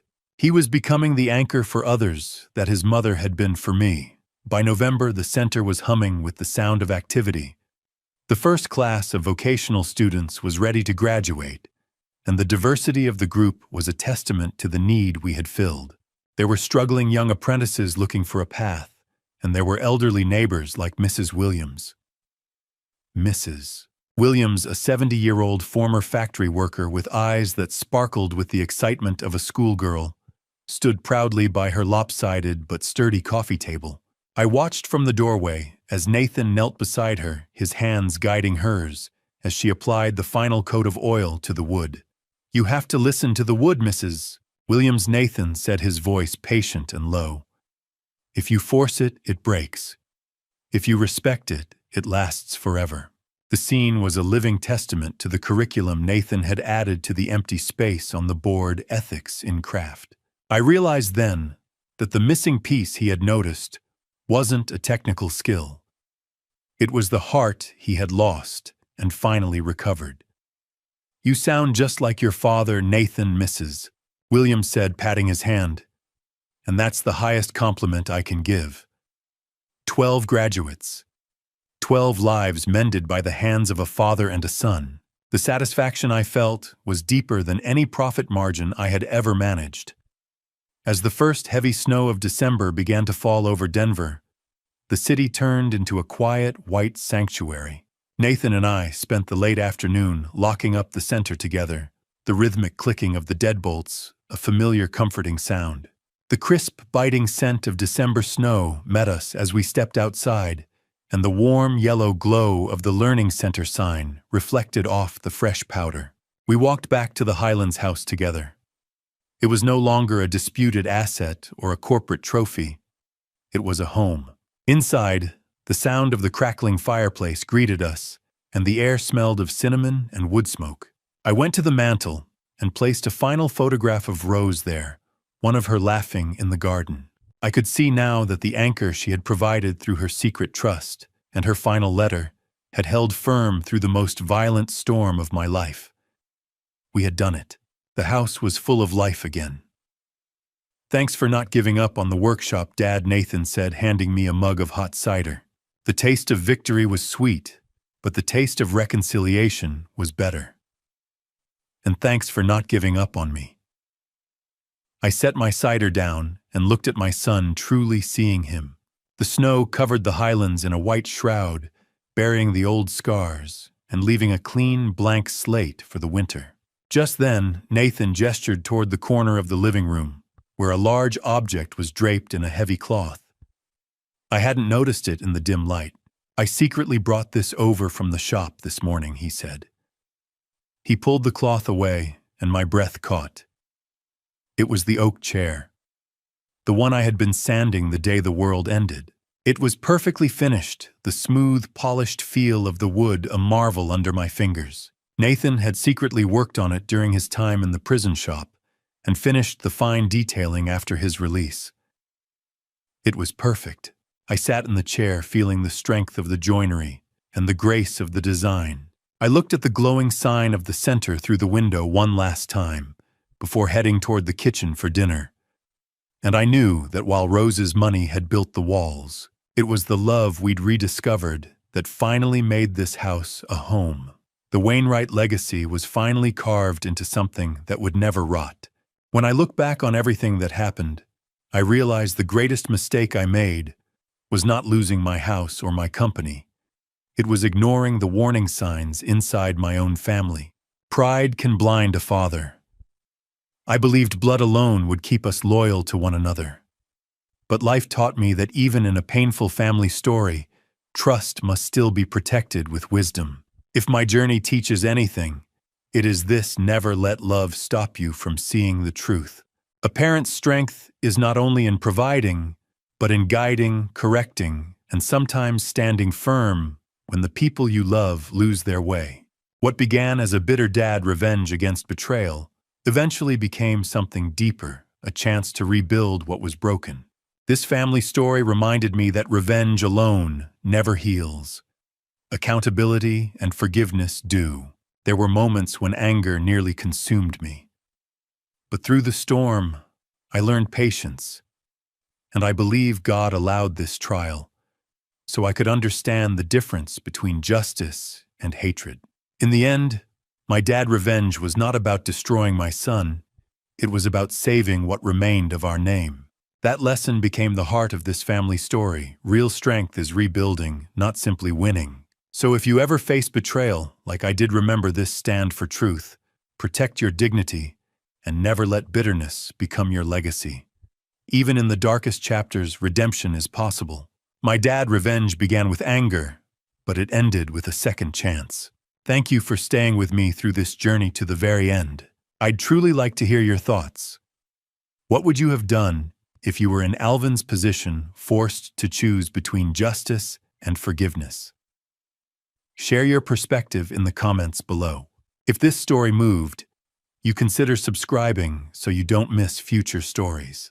A gentle note: while this narrative draws inspiration from real-world family conflicts and financial fraud themes, certain elements were dramatized for storytelling purposes. If this kind of content isn't your preference, feel free to explore other videos on the channel that may suit you better.